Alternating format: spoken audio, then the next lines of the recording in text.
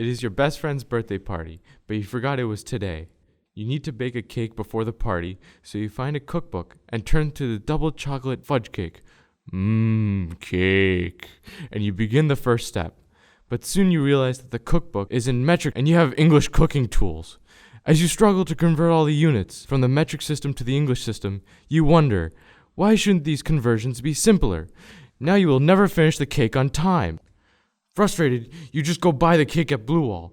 As you walk to Blue Wall, you begin to question the whole concept of how we perceive basic units. How did such things become the way they are? Why isn't there just one f***ing system? Today we'll be discussing the English system, and how is this still a thing? The English system is 1,500 years old, and its current units originate from Anglo-Saxon England.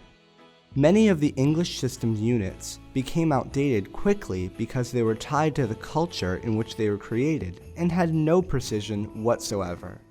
Take the unit furlong, for example, defined as the length of a traditional trench plowed by ox teams on Saxon farms.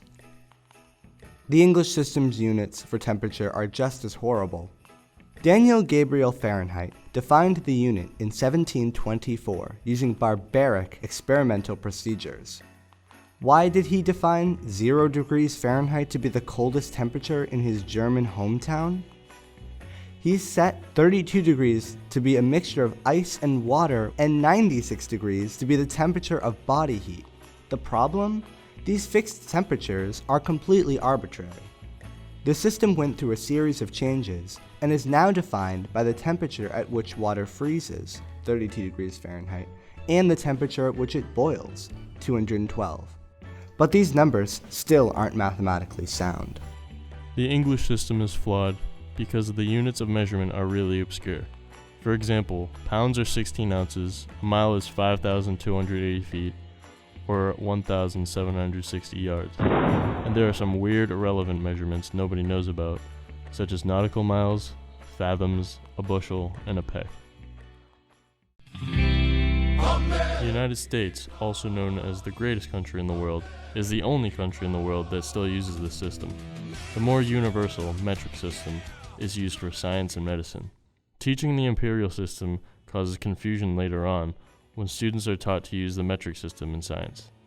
In fact, the misuse of the metric system has caused avoidable accidents to happen throughout the world.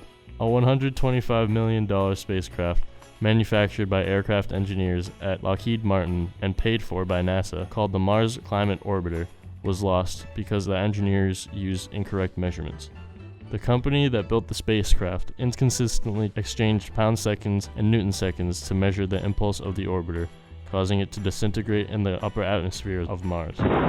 On Air Canada Flight 143, the plane ran out of fuel because the fuel was not weighed properly. The flight was the first of Air Canada to use metric units instead of English units, so the crew did not properly weigh the fuel and thought that they had double the fuel that they actually had. This forced an emergency landing during the flight.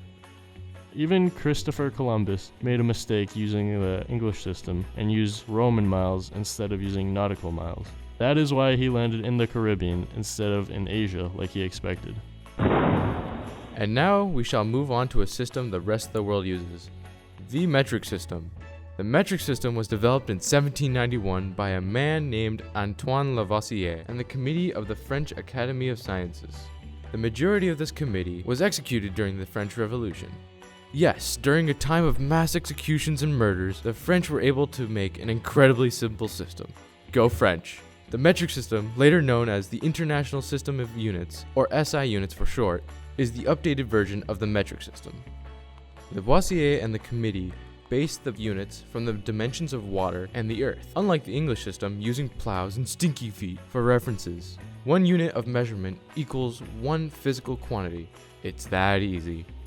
Compared to the English system, which has a multitude of unknown and even outdated units, the metric system is very short and precise. What the heck is a furlong? Additionally, the metric system can be readily scaled to large or small quantities with the help of the prefixes. Simply add kilo or centi onto one of the base units and you have a unit of certain magnitude. The metric system is base 10, so converting from different magnitudes is simply moving the decimal place around. 1 meter is 100 centimeters. Also, by utilizing a decimal system, units are much simpler to compare with each other. Very neat, huh? So how do we rid our society of the English system? Well, every country managed to do this except for the United States. So what can you do? Be a rebel. Go against society's standards and make the metric system part of your daily life. Be that person whose phone is on Celsius and 24-hour time. Maybe someday, everyone will think like you do and will never have to use the complex math, tables, fractions, or even Google for every single unit conversion ever again. Until then, you'll just have to wonder, the English system, How is this still a thing?